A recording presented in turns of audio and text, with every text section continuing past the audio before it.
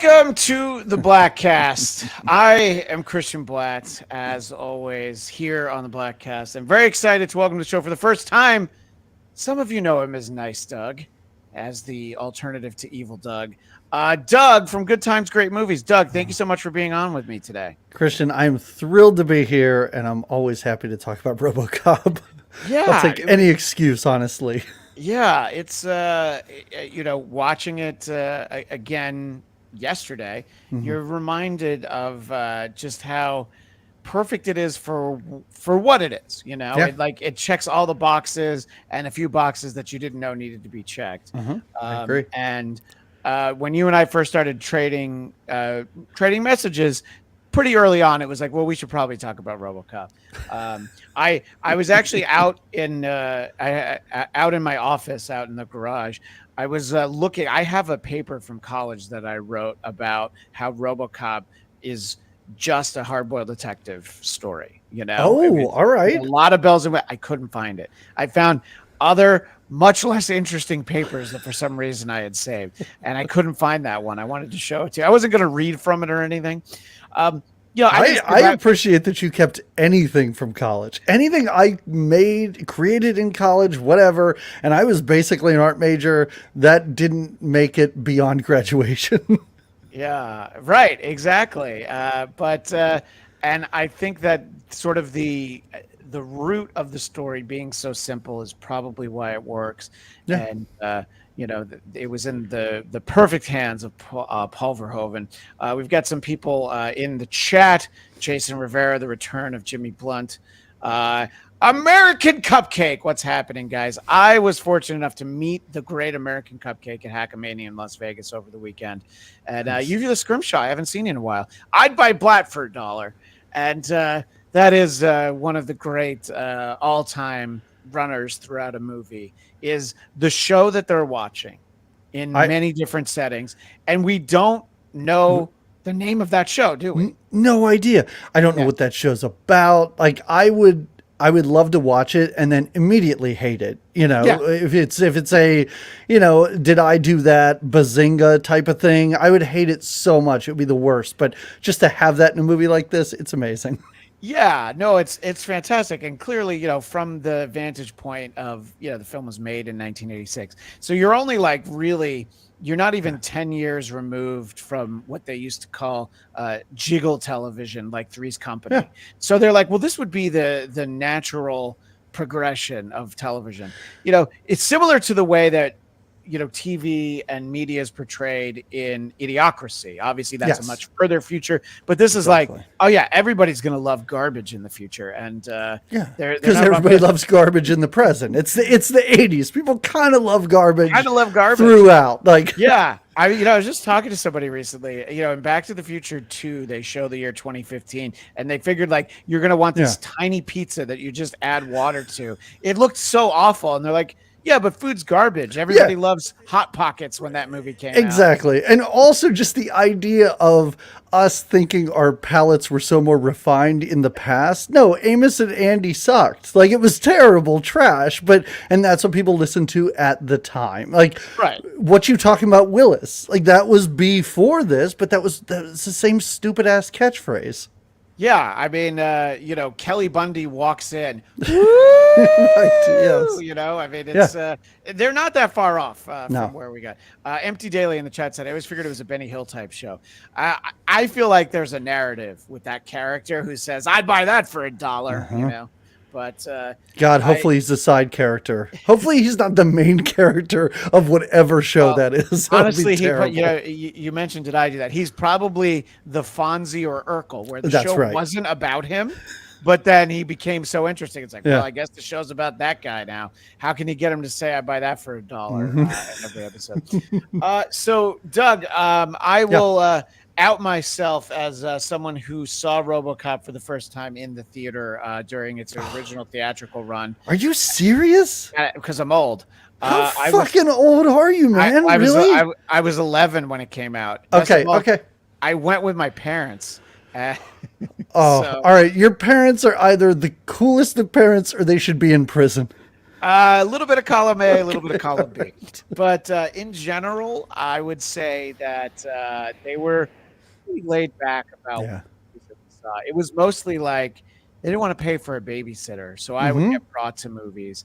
And my mom usually didn't get me to, didn't have me go to a lot of violent movies. She was always like, I'd rather he see, we're not talking, hard R NC-17, but she's like, she'd rather I see sexual situations in a movie than violence. And as a kid, I was like, yeah, I can see violence on the A-Team or Knight Rider. I don't need violence. Are your parents European? That's a No. very like European sort of thing where it's like, I don't know, nudity's fine, but hardcore violence, that's terrible. Yeah, no, they're from Bergen County, New Jersey, Okay.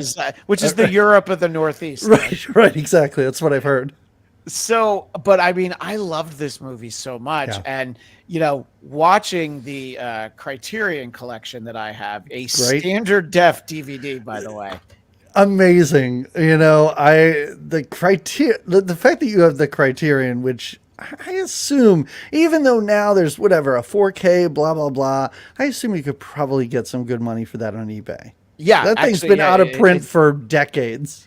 Yeah, and it's the original cut, which there's a lot of like split seconds throughout the movie that they had to take out. Yeah. And you kind of forget how comical some of it is, like Oh, yeah. Boddicker getting shot, like I think his spleen falls out onto Robocop on the ground, and I was like, all right, it's a bit much. But obviously even the theatrical version is incredibly violent, but it's 1987. Yeah. Everything was violent, Doug. Everything was violent. The thing I like to say about this movie is you and I are roughly the same. Like, we're pretty similar in age. I didn't see this till it came out on video, but I don't need to have a whole lot in common with just men my own age. But I can always say to people like, hey, did you happen to see Robocop when you were probably way too young to see Robocop? And that's it. I feel like every dude that's in his mid to late 40s saw this movie way too early, and while you really enjoyed it, it really affected me. I was in fourth grade. I went to a friend's house. He was like, let's check this out. Have you ever seen it before? I was bothered. I had never seen anything like this. I was really horrified.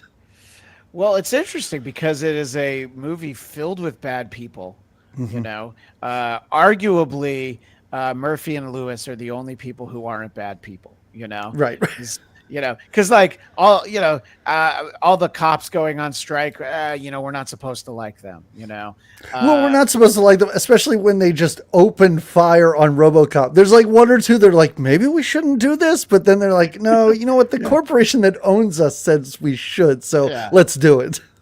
Yeah, we're getting some reminiscences in the chat. My buddy Dominicus Saxon was a sophomore in high school and snuck in to see Robocop. That's awesome. Oh, I mean, the advent of the multiplex created the buying a ticket to see Mr. Destiny, but with Jim Belushi. But instead, I was going to see Shocker, the horror movie.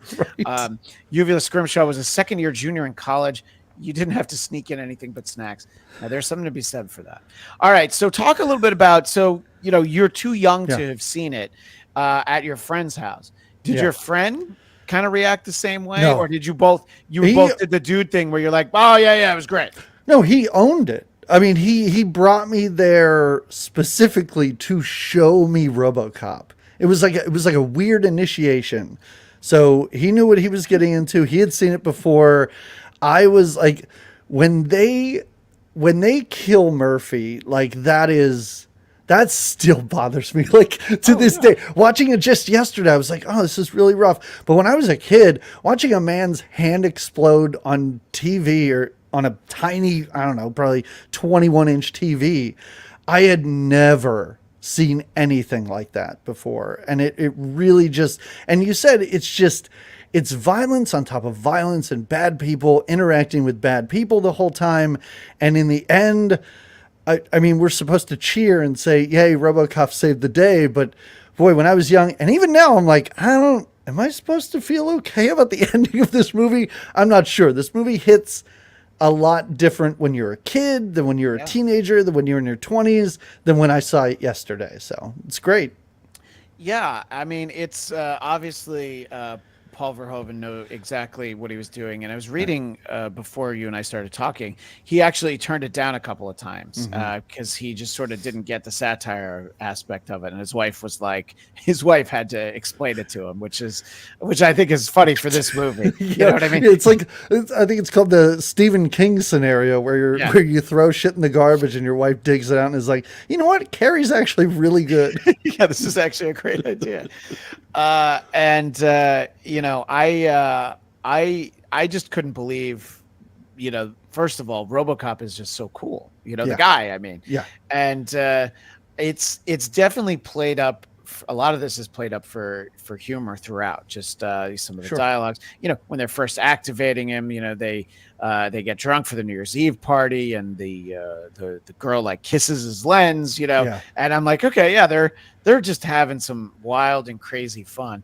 Empty Daily gonna bring in this chat. In the 4th grade, you were horrified by this. God forbid someone showed you the cartoon Transformers movie. Now, look, the cartoon Transformers movie is traumatic. Yeah. But it's just because some of your beloved friends got murdered on screen, but it was a cartoon. I mean, it's the level of violence in this movie, and I'm even talking about the theatrical cut. Yeah, and I mean, listen, I do an 80s movie podcast. To this day, I've never seen the Transformers movie. That seems like a crime, but I've never seen it, honestly. Well, what I always say is that it is the only good Transformers movie ever made is that animated one from 1986. I believe you, not even having seen it. Yeah. It's actually for the time, it's like a beautiful style of animation that you don't usually see. And it's got the voice of Orson Welles in it and Judd Nelson. What other movie has Orson Welles and Judd Nelson in it? I'm going to say none. No, I don't think he was in St. Elmo's Fire. Okay. I mean, he was probably slumped over in a booth in the back of St. Elmo's Fire. But, nobody noticed it. No, this movie, like you referred to it, like this movie is everything. This movie is, of course, at its most basic, it's an amazing action film. It really is. And Verhoeven knows how to do that. He's proven it time and time again. It's a satire. It's a comedy, like you said. It's a drama. Like those emotional moments. I'm not crazy about when Robocop goes back to his house and he constantly sees his child dressed as a devil, which is a choice. And I don't understand that. But like when you finally see his eye, when his helmet cracks and you see his eye and you see the humanity, and when he takes his helmet off, like those are emotional beats that really hit in a dumb movie that's called Robocop. Right. I mean, obviously, even this exact script could have been turned into, blockbuster schlock very easily. Even without rewriting the script. But it just sort of, it builds the character arc, and it does end a little abruptly, but it ends perfectly when he's like, perfectly. What's your name, officer? Murphy. It's like it built to that. And like at the end when he says his name Murphy, he smiles, and it's just a dumb little thing. It's like, oh, look at that robot finally smiled. Like there are little things, and I was reading a few things about this as well that I didn't notice the few times I saw this beforehand. But early in this movie, when Robocop first talks, you really hear a digitized tone under his voice. And by the end, it's just Peter Weller. Like it's just Peter Weller talking. And I feel like little touches like that are amazing. Yeah, no, I think that attention to detail like that is the sort of thing that really helps, and we get very little character development from Murphy before he gets killed, but it's like, it's sort of just enough. He gets a couple of catchphrases in, and I love the fact that the TV show that his son liked was called TJ Laser, because obviously, the William Shatner show TJ Hooker, and they're like, what would it be called in the future? Yeah, probably TJ Laser. I love it. Yeah, probably TJ Laser. It would just look like a Western with, I guess, police. And you're right, just him twirling the gun. I love how that is enough for Nancy Allen to be like, hey, I know this guy. Yeah, it's like, I know that guy. Yeah, I know. This guy that I had a ride along with for like 2 hours. Yeah, this fresh, right? This fresh faced guy who hopefully didn't request a transfer here. Like, Yeah. I hope he was forced out here or was just such a great cop that they decided to send him into the big city.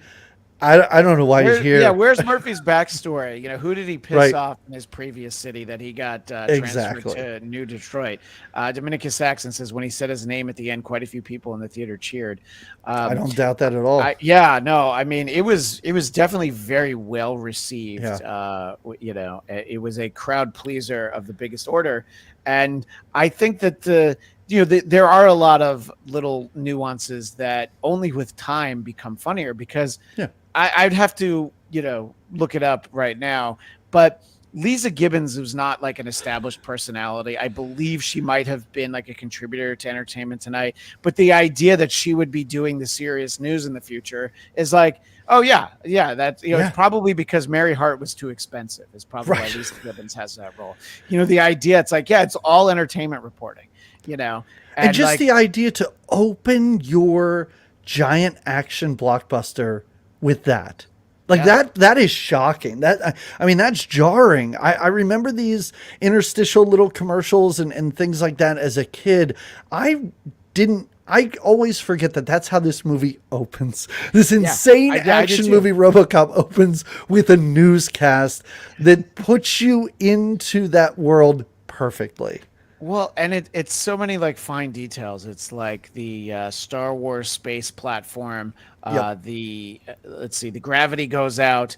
There's a little whoopsie doodle where the laser shoots Santa Barbara and hundreds of people die because it starts a fire. Yep. But then you have just like sort of very tongue in cheek things for the time, like the guerrilla fighting in Acapulco, and it's like sort of like the visual to again go to Back to the Future 2. It's the surf Vietnam, there's a lot of that sort of stuff where it's like, oh yeah, in the 80s this stuff is hysterical, and then to just intercut it with like the commercial, which is very sincere, like that robot heart commercial. Like it's the sincerity with which that doctor walks around is like, you have some big decisions in your life and you want to make sure you pick a heart that won't blow up on you and stuff like that. Like it's really sincere, like a commercial. You watch drug commercials now, they feel and sound the same as this. The artificial heart for different occasions and different lifestyles, I thought was great. There's somebody that we were referencing before we started. I've received this tweet from Hack the Movies. The picture on the thumbnail is from Robocop 3. Great. Fix it now. The Thumbnail will change after the recording to an image of Doug and I.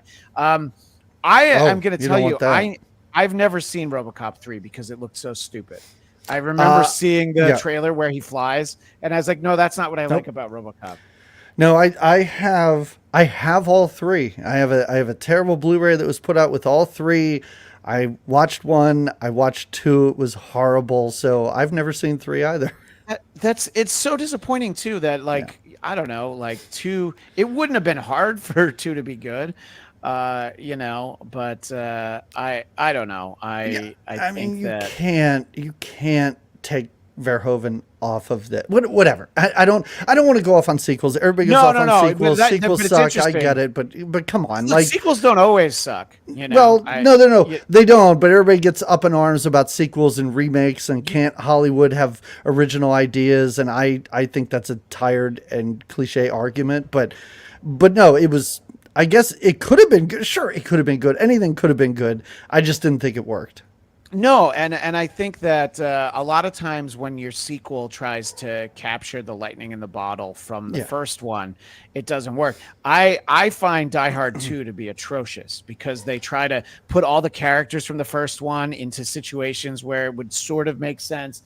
And it's like, oh, it's like the first one, but he's in an airport this time. Yep. I think Die Hard with a Vengeance is amazing. Because they bought a script called Simon Says, and they turned it into a Die Hard movie. So it was a good script. And I'm like, yes, that is how you make I feel the same way. I hate Die Hard 2, and there's a lot of people that will defend that movie. I can't stand it. I do think Die Hard with a Vengeance is a little bit too long. But still, it's great. It's the second best Die Hard movie, so that's excellent. I know we're here to talk about Robocop, Die Hard. But I saw so Die Hard with a Vengeance was recently on at the gym. It was on FX, and this is relevant because there's the scene where he goes to Harlem with the sandwich board with the phrase written on it. Right. And for broadcast TV, it says "I hate everyone." Yep. Instead of "I hate," exactly the epithet. And I'm like, in New York City, no one would even notice someone standing with a sign that says "I hate everyone." I'm like, you could have made it say "I hate minorities." Anyway, that we'll save that for our Die Hard with a Vengeance episode. Right. My Twitter's blowing up. People don't want to. So the great Husey, Adam Hughes, shill for Robert John Burke Harder. Why don't you? And I know you and I have both done shows with Husey, and I had the very outside the box thinking that I had him on this show along with the great Kaylee from Once Over with Kaylee. Sure. And we talked about Leprechaun 3 for St. Patrick's Day. Leprechaun in the Hood. So maybe not the best Leprechaun movie. I don't know. That's why I picked it. All right. Yeah. Not because of Yeah. They all kind of run together. We talked about 1 and 3, and we skipped 2. Yeah. Okay. Uvulus Grimshaw says your intuition is amazing. Robocop 3 did suck. Dominicus Saxon says the bad guy in the third one was okay, but overall it was not a good movie. So the bad guy in the third one wasn't a small child. Is that what I'm led to believe? That's what he's saying.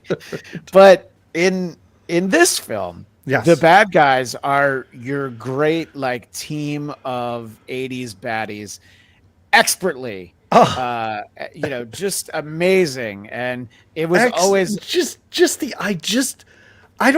this cast is incredible. I mean, Ray Wise is fantastic. I don't think I've ever seen Ray Wise do anything that was bad, or if he does, he's great in it. Same with Kurtwood Smith.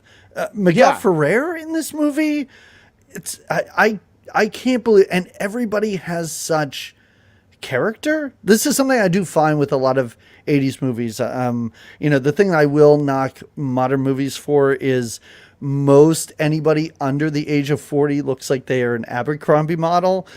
These people all look like real people. They all have character to their face. They all look like they live in this world and have grown up in this very, very depressing landscape. Yeah, Clarence Boddicker definitely grew up in this world, and Kurtwood Smith is amazing. And it was always, that's what I was going to say, is I always had a little chuckle every time I watched that 70s show, because that's a great character that he also played. But I'm also like, you look at him, you go, can you fly, Bobby? Yeah, he's just playing the same character as a dad, honestly. Yeah, exactly. If Boddicker had lived, he probably would have settled down, been a little softer around the edges, and turned over the criminal enterprises probably to Danny Masterson if we follow the threads. That sounds about right. Sounds about right. But yeah, and it's just, he's so great, you know, and there's the moment when he comes into the house before he kills the other executive, and now I forget that guy's name all of a sudden. I don't have. Yeah, that's just Bob. And obviously Dick or Richard, who we'll talk about in a moment. But he just opens the door and he just walks in and he says, "Bitches leave," and then the girls. Great line. It's amazing. It's just everything you want. My friend Rob from college and I will still occasionally just laugh if one of us, we're on a drive and one of us blurts that out. Just, leave. He's just so perfect, and he takes such pleasure in being such a bad person. When he's got his gun, he's like, figuring out where to go. And he's like, I guess I'll blow his hand off. It's these little touches, because he blows his hand off. And then basically, I love the idea when he says, all right, fun's over, and just shoots him right in the head. Yeah. And just when he pulls the pin out of that futuristic grenade and he uses his tongue to get the pin to his teeth. I really want to know how much of that he brought and how much of that was direction. It's fantastic, though. That's that alone is worth possibly watching the director's commentary on my standard def DVD the Criterion collection. But because he just puts so much into it, and Ray Wise is great in everything. There was a show called Reaper where he played the devil, which was a perfect phenomenal casting. Yeah, he was perfect in that role. If any of that exists, because I mean, I will go to hell. Please let him be the devil. Like really, Yeah. like let him be the devil on earth right now. I'd be so happy. I'd be like, oh, you're Laura Palmer's dad. This is so great. Yeah. And obviously, the executives, it's great because Ronnie Cox, who plays Dick, Yeah. he's the captain in Beverly Hills Cop. Yeah. So only a couple of years earlier, we saw him in a movie where, all right, he's the boss, but Right. he's willing to be a little bit flexible. We don't hate him is the point. He's We don't- standing in Axel Foley's Yeah. way of having fun with Judge Right. Reinhold, which nobody should stand in the way of having fun with Judge Reinhold. No, not at all. But also, he's the bad guy in Total Recall. Like, Yeah. just the fact that Paul Verhoeven was like, this guy's a pretty good bad guy. Amazing. You throw him in a suit, you give him horrible lines to deliver. He does it, and he does it so well.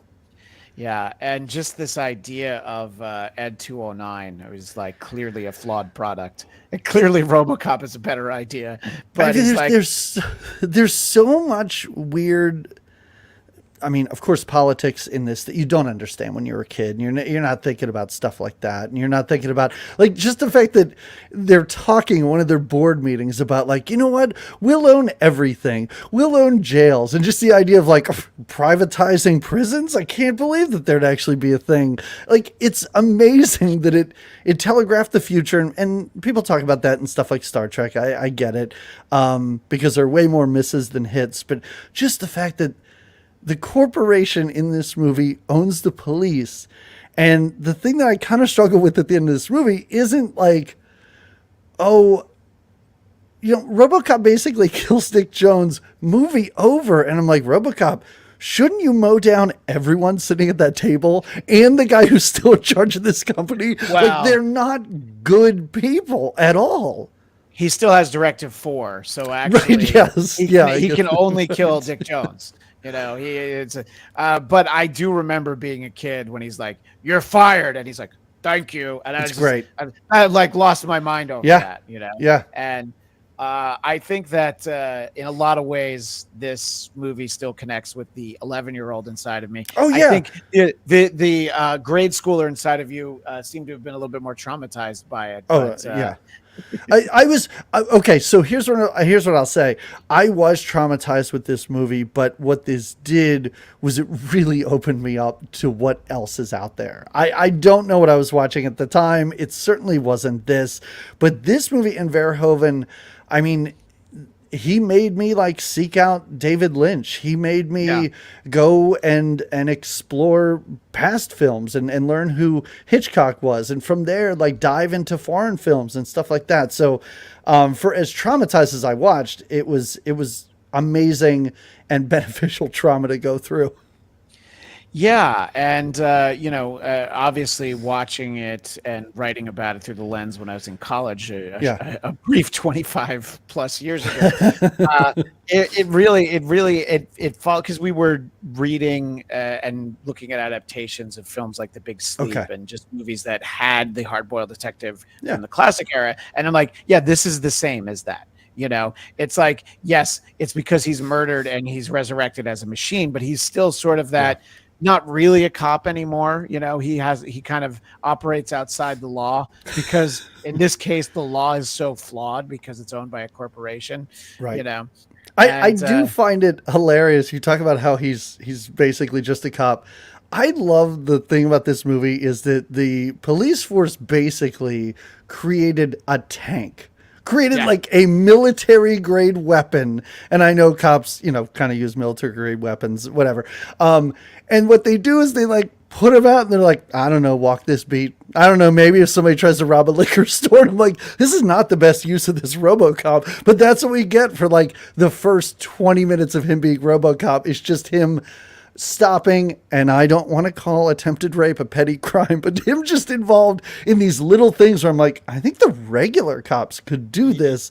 Maybe you should send him after Bodiger immediately. I think that, he probably, it's almost like Superman saving cats in trees. It's like, Yes. it's going to happen another way. And Right. I think that they probably should have put RoboCop on the front lines of the war against terror. But, the fascinating thing, though, we talked a little bit about the sequels. Yeah. There was an animated kids TV series of RoboCop as well. Oh, really? The later 80s. Yeah. It was Marvel Studios, which is not what it was now, what it is now. Yeah. But obviously, by that point, I was old enough to know I don't think I want to see that. You know what I mean? I was like, that's not really going to be the RoboCop I want to see, And I was probably right. You thought the same thing about the Rambo TV show too, right? Or Rambo cartoon, rather. That was atrocious. Yeah. No, exactly. I definitely never saw I don't even think I saw the Rambo cartoon. Oh, okay. Look, I've never seen the RoboCop. All right. I'm somebody who willingly watched Hulk Hogan's Rock and Wrestling, and I didn't even like wrestling. I watched that too, and I don't like wrestling at all.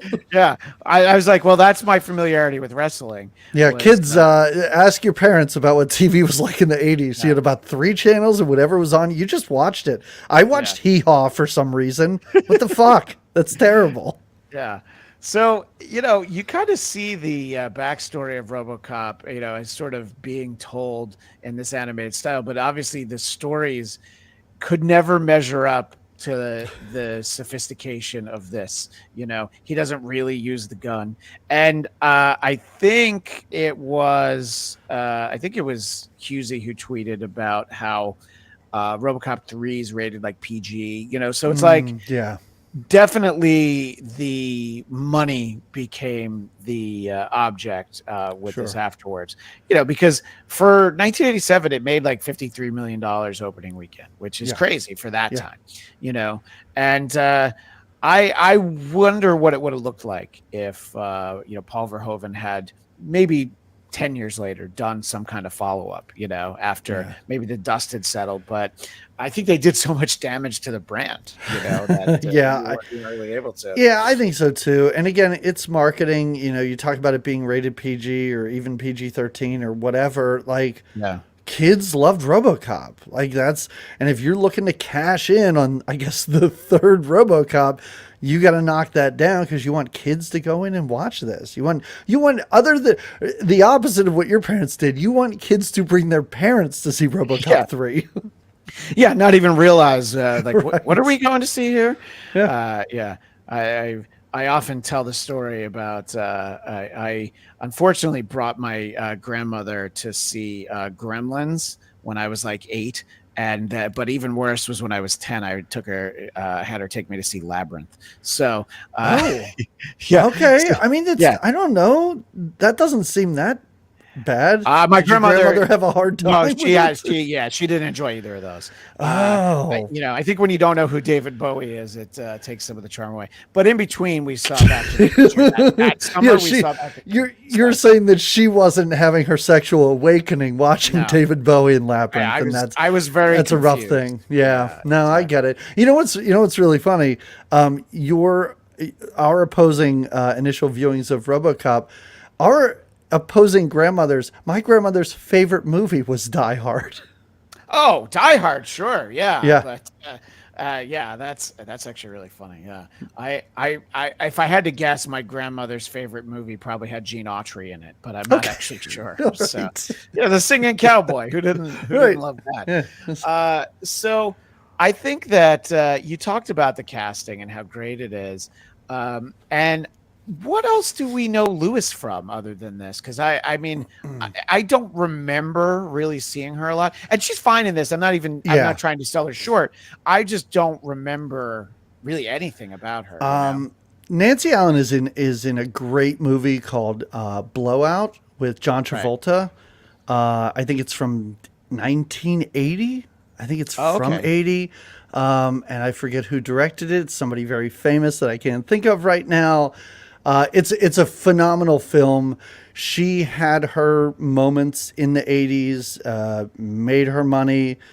She's a working actress. I think she does a great job in this movie with what she is given to do, with what she's asked to do, and basically being the only woman in this movie. I actually think she's really good. Yeah, there's a review that because I was reading about some of the reception to it that Lewis, Nancy Allen as Lewis, provided the only heart in this movie. You know what I mean? Because everything's like Yes. cold Right. and Yes. violent. She's the center. Interesting nerdy tidbit is that it was originally Stephanie Zimbalist from Remington Steele who was cast in Oh, that role, and wow. that would have been a Okay. very different film. And Yeah. it's the same time where Pierce Brosnan was cast as James Bond for The Living Daylights, and then NBC was like, "Oh wait, there's interest in these actors. Let's go put that dumb show back on the air." So neither of them were able to do their respective movies. So Blowout was directed by Brian De Palma. Speaking of Carrie, all right, yeah, so I should have known that. And I think she was in Dress to Kill, directed by him as well. So all right, yeah, no, and I think she's very good in this. Yeah. It's like she has that little affectation of she like blows a bubble as she's chewing gum. She doesn't seem to be entirely cut out for police work because again Murphy gets brutally murdered because she gets kind of pushed over pretty quickly. Because the guy he gets Well, go murdered because she's got to check out that dude's dick. And I kind of get it. Like, you got to look down, first of all, to see if maybe he's got a gun on his hip that he might be reaching for. But also, don't let the perp zip up. Like, just take him into custody. It's fine if his dick's hanging out. It's okay. Yeah. We know what Robocop is willing to do when there's dicks involved. He shot right through that potential rape victim's dress. Yes. Robocop will definitely shoot dicks. Yep. It's Robocop will thwart the, I think, possible execution of the mayor of New Detroit, which maybe this guy should be murdered. If you're the mayor of New Detroit, you're not doing a great job. And I'm not saying that other guys should be put in charge or there should be a recount or whatever he's asking for, but maybe Robocop, just stand down and see how this plays out. Yeah, I was joking yesterday with my buddy Eric Zane, who lives in Michigan, not in Detroit. But I mentioned that I was going to be doing the show today, and he talked about how much he loved the movie. And I was like, yeah, the interesting thing is they don't go far enough in their depiction of what Detroit was going to be like. Well, right, yeah. And like this Detroit is delightful. Yeah, it's so fun. Like, I mean, I find it so hilarious that I think the Republican National Convention in 1980 was in Detroit. And after Ronald Reagan took over, he kind of totally fucked that city, like destroyed it by like shipping jobs overseas and stuff. And that's in this movie too. I find it fun that he fucked this city and Pittsburgh, and then all the warehouse stuff, all the ending of this movie was filmed in Pittsburgh. So that, Verhoeven's doing this stuff on purpose. I find it really fun, really interesting. Like, I'm not a big politics guy, but I saw so much more of that in watching this now than when I was a kid, which, like, it's strange and dumb to say that, like, Robocop works on every level for people of all ages, but it totally does. Yeah. And by the way, you were 100% correct. I looked it up. The 1980 Republican National Convention was at Joe Louis Arena in Detroit. And and look, sometimes you definitely need the foreigner's perspective, to talk about very quickly the original source material for Watchmen, the comic book as written by Alan Moore. Richard Nixon's been president for like 30 years at that point. And so he's got a very skewed view of the way, and I don't know how an American director would have tried to tell this.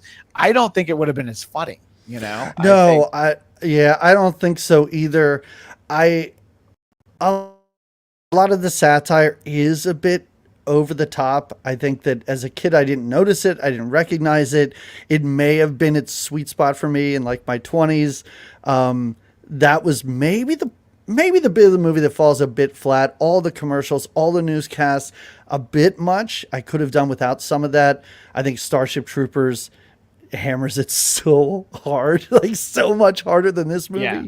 But this movie's so economical too. I was shocked when it was like, it came in under 2 hours. I kind of forget that too. It's so fast paced. This fucking movie moves. Yeah, I looked at the back of my DVD when I was planning out my day to watch it. It's 103 minutes. This movie now Amazing. would be 3 hours and 2 minutes, you know. Yeah. And the great Liam McEnany, big Ray Wise fan. Twin Peaks was my favorite, and he single-handedly made Reaper a must-watch. Yeah, Yep. we were talking about Reaper a little while ago. I wonder if Liam's a little behind the curve there, but yeah. And so wait, so the Bob? That's Miguel Ferreira. That's Yeah. that actor. Yeah, Hmm. he's great. He's perfect in that role. And Also in Twin Peaks. So yeah. If you look, David Lynch was like, "Hey, wait a minute! Right. I think I know how to cast my show." Yeah, Yeah. but Yeah, he's great as like a slimy guy who's trying to make his way up in the company. His death is iconic. That's one part that I remember as a kid watching that. Just his thighs and knees explode. Like that Yeah. was truly troubling. Well, when it Yeah. comes to deaths that are important for the story, I was kind of thinking in my head a story point that never gets told. Do you think when Ed 209 comes into the boardroom and kills that one guy, do you think that Bob made sure that that happened, or was it just him being opportunistic? Because I felt like in my Oh. head there was going to be a reveal where that came out, and I'm like, no, that's just a story in my head. That's my fan fiction that he wanted to get the RoboCop program running. So he's like, all right, well, we'll go ahead and rub out that guy. Nobody cares about him. It's amazing fan fiction, and I'm not saying it didn't happen, but I am saying knowing or being familiar with this movie and Verhoeven's work, that would be something that he brings up in the bathroom. Like if he Yeah. really did that, like that bathroom conversation, he probably would have said it then. Right. Him I and the mean, other guy yeah. almost would have been like, too bad about that, right? Exactly. Yeah, Yes. 100%. Yeah. I Yeah. feel like you would have had to not even telegraph that before it happens, but afterwards sort of Yeah. bring that That- up. Because for as smart and as funny and as great as this movie is, and all Verhoeven movies are, like they're made for the slow joes in the back that aren't going to get it. Like if you don't say it in these movies, they're not going to get it. And I feel like something like that would have to be brought up. Liam shouts out the great Kurtwood Smith walking in to Bob's house. Bitches leave, and Dominicus Saxon, Miguel's dad Jose. So Jose Ferrer was an awesome version of Cyrano de Bergerac. Now I have not seen that. I don't know if you've seen that, Doug. No, I haven't either. I knew that his dad was an actor as well, but no, I don't think I'm familiar with anything that he's done. Yeah, no, but I will. I'll put that in my mental post-it note of something to check out one day. But I'm just sort of thinking through. Peter Weller, I think he's a great actor. I've seen him do other things, Yeah. but he never feels more perfect than in this movie. And I wonder if it hurt him that he played RoboCop. It shouldn't have, because. Again, we're talking about a different director. Imagine a different actor. I'm going to say it. If Schwarzenegger was RoboCop, this movie would have been terrible.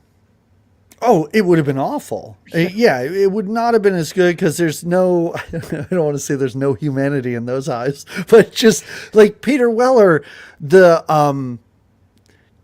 like Arnold, I don't know. I'd have to cover up Arnold's face, but just his jawline and his mouth, like there's real definition there.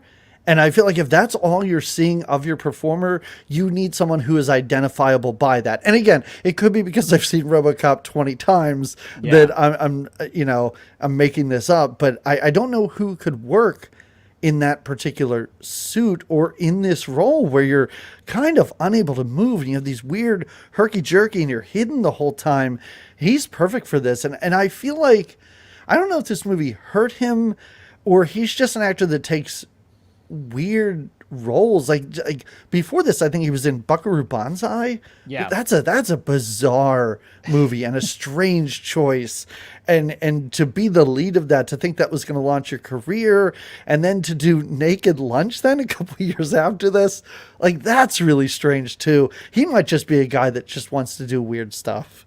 Yeah, I think that there's probably something, and I know he's like taught film. I believe at Syracuse. He's I think he's like a history professor though. Oh, now. wow! So maybe now, yeah. Yeah, now, yeah. Oh, that's interesting.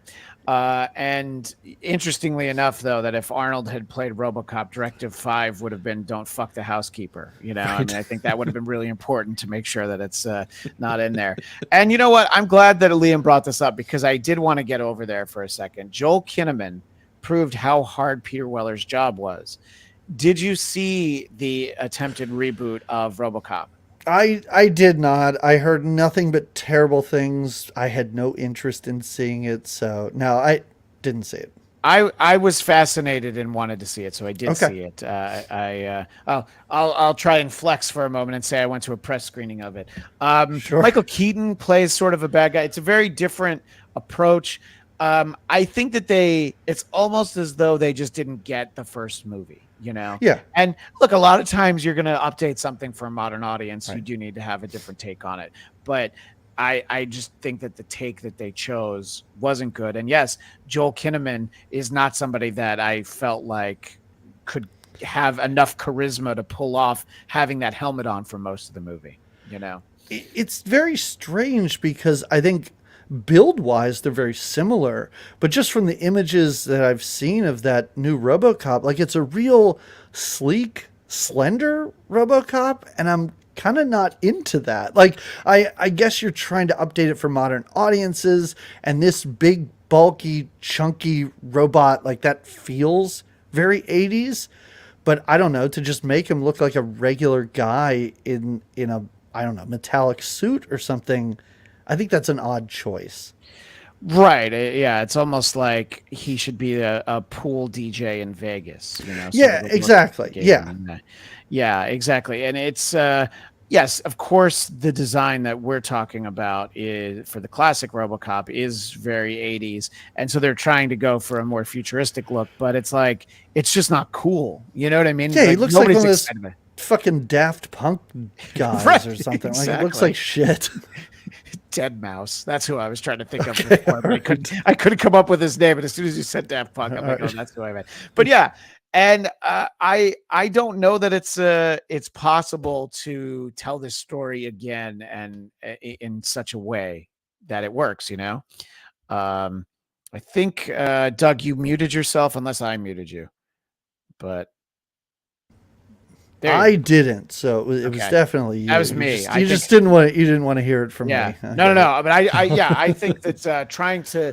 remake it, and we talked about the sequels and the animated series and everything. Uh, it's really like the perfect storm of the people who got Yeah. this are the ones who made this film, and then I think Orion goes out of business at some point, Yeah. and the IP still had some value, and yeah, nothing good. Let's talk about the theme.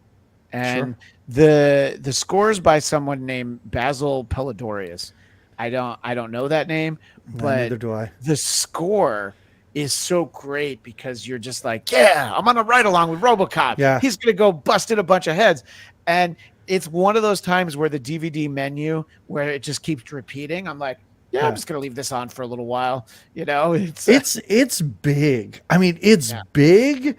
It's a score that I wouldn't associate with, again, a movie called RoboCop. Like, I mean, and I think that's what elevates this movie, are little things like this. I mean, this could have easily been seen or created as just a Predator. And Predator's fine. I have no issue with Predator, but Predator's just an action movie. That's it. Yeah. And I couldn't imagine this score being to Predator. Like it would not have worked, but just this feels epic. The scope of this feels so big. I understand it is one city, but the score really assists with that. Yeah, I think that again, it's sort of this perfect storm of you get all these elements that make it work, and there's the scene in the nightclub, but there's not a lot of like modern music in this movie, and a lot of times that can hurt a film. Where you try to be like, here's what pop music's going to be like in the future. Something along those lines. This time I did mute myself. My Yeah. dogs are freaking out. Sorry. And I thought I'm like, oh, I did that. No, no, no, no, no. Yeah, yeah, okay. I will say, like, One of the most comical moments of this movie is such a small one, and it is in that dance club Yeah. when he hits the gun out of Ray Wise's hand, and a patron just catches it and continues dancing with this gun just in a woman's face. I find that so funny every time. I didn't even think about that, but yes, Oh, yeah, it's definitely, sort of that tone that we keep talking about. How mhm. in no way is this movie a farce of science fiction, of No, action, of of police stories, but it has very farcical moments yeah. because they're like, yeah, well, what if this happens? Like, yeah, it's actually kind of funny. The dance scene or whatever club scene in this movie is it's really strange because it's the one moment where it's not a corporate boardroom and it's not a dingy broken down city. It's very strange to have that scene of like, no, there are people that live here. Like there are young people that live here that know how to have fun, and there's this place where they can go and kind of cut loose. It's very weird. I'm not saying that it's a bad thing, but it's the one moment where we actually get to see other people in this city that aren't corrupt or criminals or in a boardroom or cops. It's a really strange choice to have that in here. Yeah. Interesting connection. The one of the two credited screenwriters, his name's Edward Neumeier. He got this idea while working on Blade Runner, and until I read that, I wasn't really thinking about it. But I'm like, oh, that's Yeah, such a stylized view of the future, and I can right. see, like, sitting on set all day, just looking around and being like, yeah, what about the future, and just Yeah. sort of the synthesis of this idea sort of coming from, it's, I mean, I guess the replicants and stuff, but it's in no way derivative of Blade Runner, but you can see how the germ gets in somebody's head if they're, Right. surrounded by a film like that. And in the 80s you do see like future movies fall into two categories. It is either an insane giant city of the future, or it is just a Mad Max 2 desolate desert wasteland. And I like that RoboCop brings in some of our modern times into here. Like this feels like it probably isn't happening that far into the future. It seems much more relatable than those movies. Yeah, that's a great point. I don't think they ever tell us what year this is supposed to No. be. I was sort of expecting that, but yeah, you feel like it's 10, 15 Yeah. years, so it's like probably before the year 2000 in their mind, right around there. Yeah, we And don't see fashion trends like the punks just kind of look like 80s punks. They look like they're out of, the Streets of Rage video game or something like yeah, that. So, yeah. Although when Boddicker goes to Bob's house, he does have like a disc instead of like a yep. VHS tape. So they're at least trying to think about a little bit about those details, you Right. know. Yeah. But He's I also mean, got about 5 small televisions just yeah. lined up in a row. Right, I know that's what the future was going to be. You're going to get a Yeah. lot of regular sized TVs, and then the image is going to be shared on them. Yeah. In watching it again yesterday, one of the things that I think, it's not a huge criticism, but you think about the advancements of digital effects, especially CGI. I think that, pun intended, they nailed all of the blood packs and Yeah. explosions and that violence. I think the only thing, and I thought it the last time I watched it, Ed 209 doesn't move very well. And they Oh. credit Phil Tippett, who had worked for Lucasfilm and I believe designed Yoda, along with the Henson Company. But he did a lot of those effects for the Star Wars movies. So obviously he's the guy to hire. I just think the limitations of 1987 made it. But then there's always the memorable scene where RoboCop uses Ed 209's limitations against him and Yeah. he can't go downstairs. Yeah, I think it's because I watch so many old films. Like I watch more films made in the 40s in a month than I think a lot of people do in their entire lives. Things like this don't bother me. Things like this to me seem quaint in a way, and I appreciate stuff like this. I think a lot more than some other people do. Sorry, Yeah. my dog, No, man. hey, look, the dogs have an Oh, opinion. I know. That's all right. I know. They heard that we were talking about the reboot, and they were very Yeah, upset. right. They were Right. like, "Can we move on from it?" uh, so yeah, it's you're sort of talking about how it's kind of like a way to relate to people of a certain age. Mhm. I feel like if you meet someone that's like, "Oh yeah, I saw RoboCop and I hated it," it's almost like, yeah, I gotta go. That's I've like, never met that human I haven't being. either. I refuse to believe that person exists. Actually, Yeah, yeah. It's like, oh, I fell asleep a half an hour in. How? It's the yeah. explosions are so loud. I was watching They're it in like, my no, no, house. no. I'm pretty sure you saw RoboCop 3. Yeah, I know. I've been intrigued and I've thought about watching it, but I mean, No. I don't know what I would get out of it. I would have to be doing a show where specifically the show is to watch something that you know Right. is garbage. You know what's really funny? I never until now thought about the fact that I've never met anyone who doesn't like RoboCop. What a strange thing, because there are movies I love, and everybody, I hear so many hot takes, and so many people hate blah blah blah for whatever reason because other people like it. I don't think I've ever heard anyone say anything bad Yeah. about RoboCop, and that's kind of amazing. No, that is amazing. And if you think about, like, if somebody's going to say, "Oh, I never saw it because I don't like violent Oh, movies," you're sure. like, "Okay, That's fine. that's not for you." Yeah, Yeah. exactly. But to see it and not like it, I Right. think is because you pretty much know what you're about to get. And I think we're very gently saying that it holds up better than a lot of films where it's contemporaries. Yeah. Uh, and it's maybe because it's set in some kind of nebulous future, it actually makes it, I don't know, I think it makes it work better. Yeah, it's really tough. I mean, there are certain movies that I see and that I think about, and I think, boy, it would be really nice to erase any past knowledge I have of this movie and watch it through fresh 2024 eyes. I can't do that, of course, but I don't think it's nostalgia that makes this work. Right, there are definitely movies where you Yeah. realize, Oh like, yeah. oh yeah, this doesn't hold up at all. I mean, Sure. I recently, just in our previous episode, I was talking to Little Lemmy, who I do in on Twitch, about my recent realization of how Breakfast Club is so terribly written, and the characters are Yeah. so broad.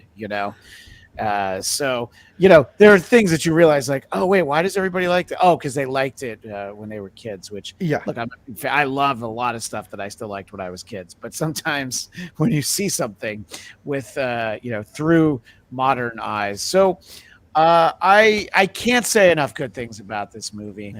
Yeah. And obviously, Verhoeven's a guy who maybe should have worked more, but you get the impression that maybe his movies might go over budget as his career goes on.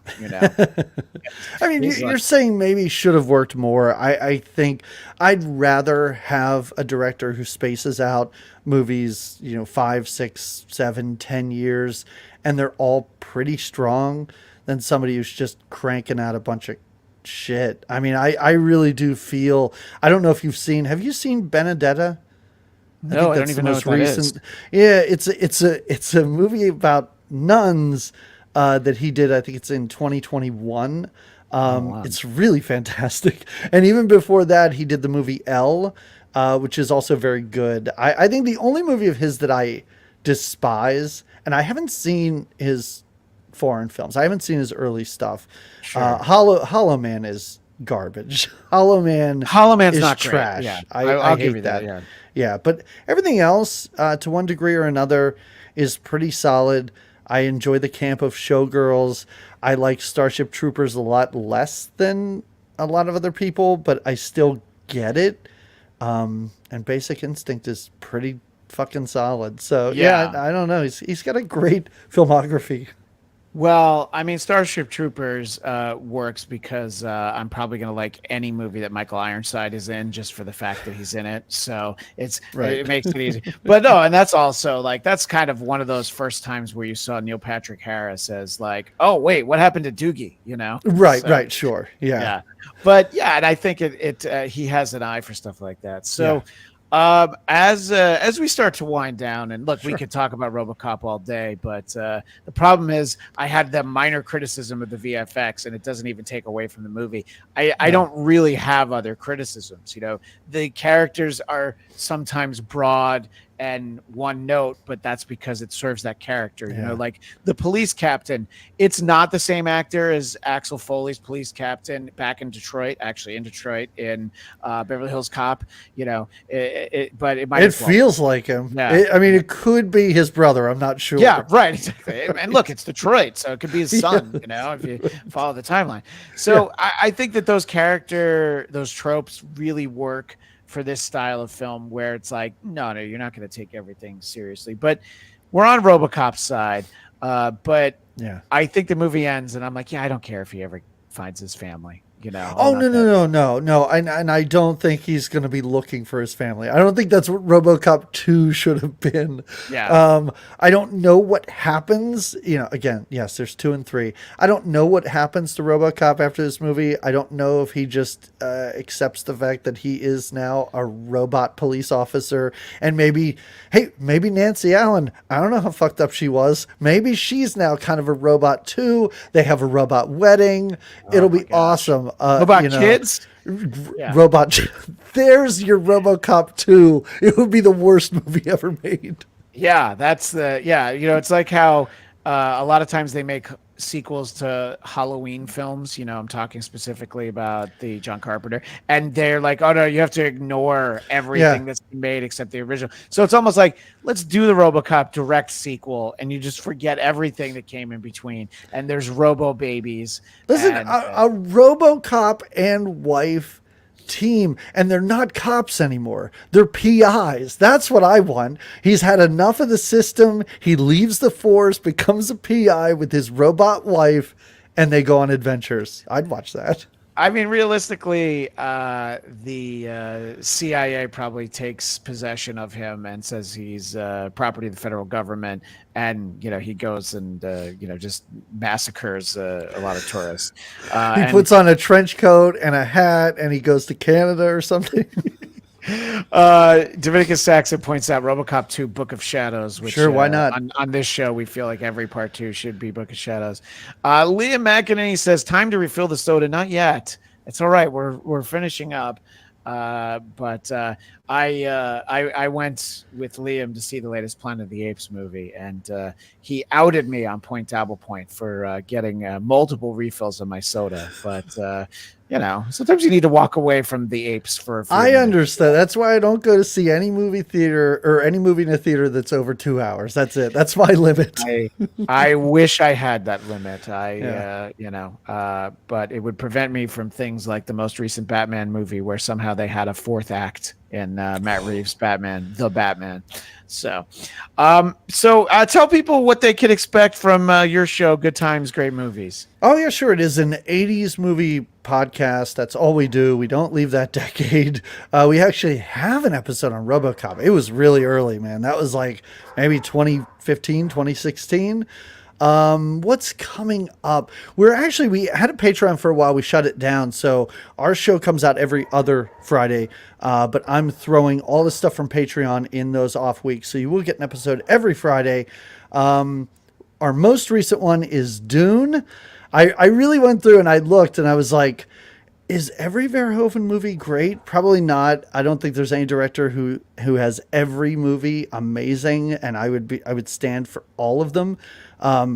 David Lynch is probably the closest, except for Dune. I think it's fucking garbage.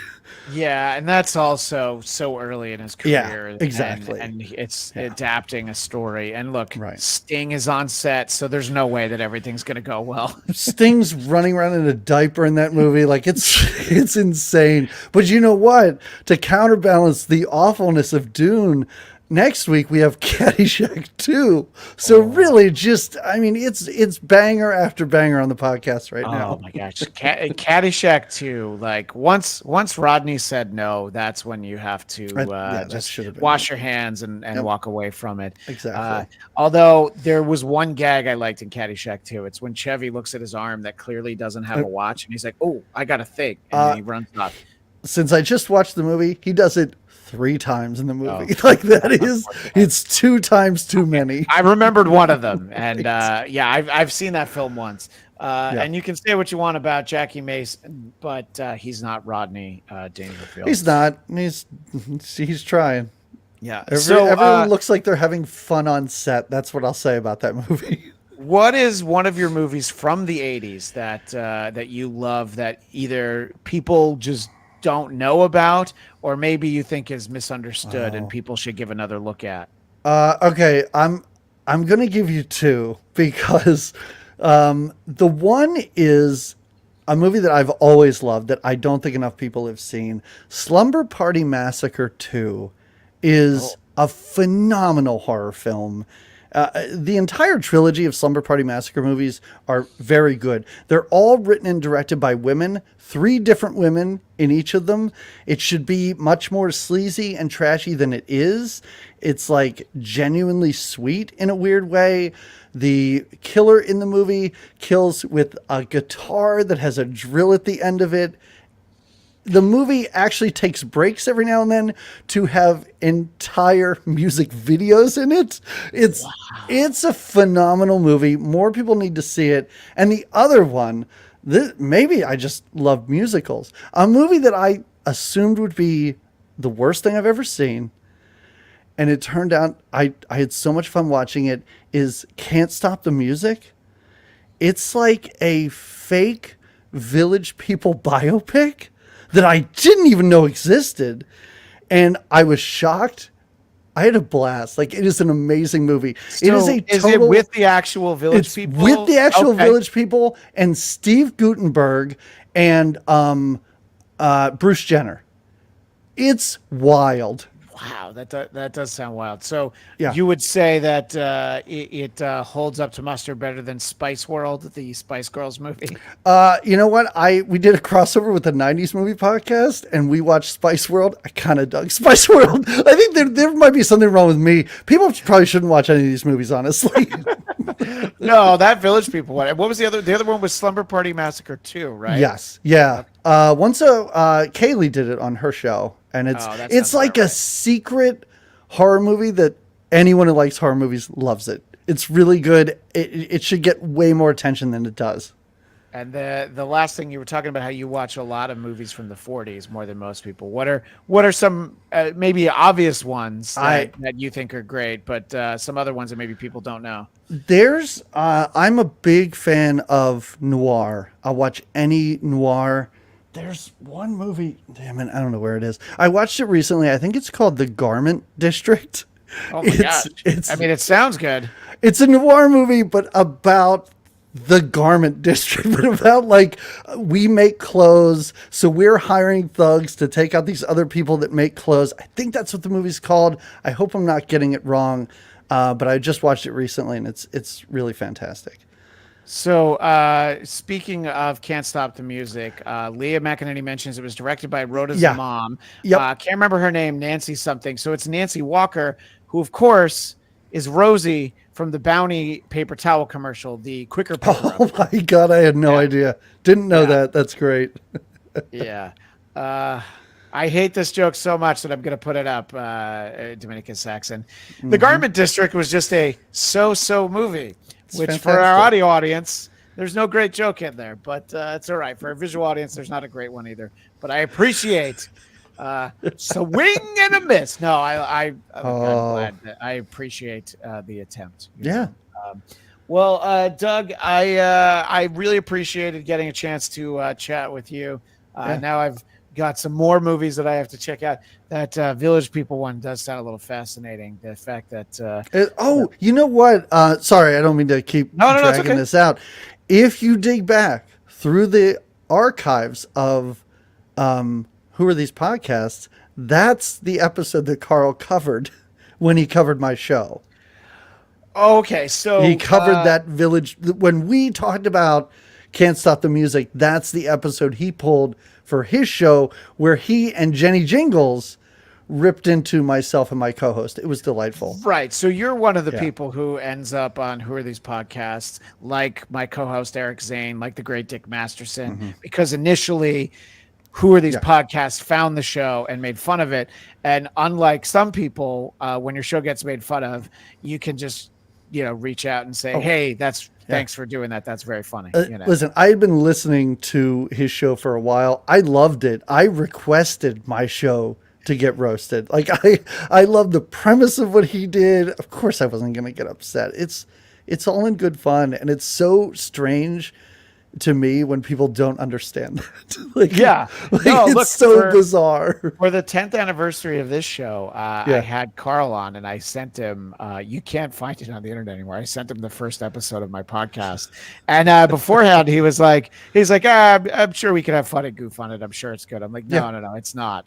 And it was fun, but he's just like, I'm actually being kind of nice because I don't usually do this to the person's face. And I'm like, well, this is you being nice. I'm glad that I'm here. Right. Yeah. I wouldn't have wanted to be there when he was doing it, but listening back, it was totally fine. No, I might have to look for that one. But, well, Good Time, Great Movies, Good Times, Great Movies, right? I think I misappropriated your title. So everybody check that out. Yeah. And 80s movies, I think, is in the wheelhouse of a lot of people. Have you done a Breakfast Club episode?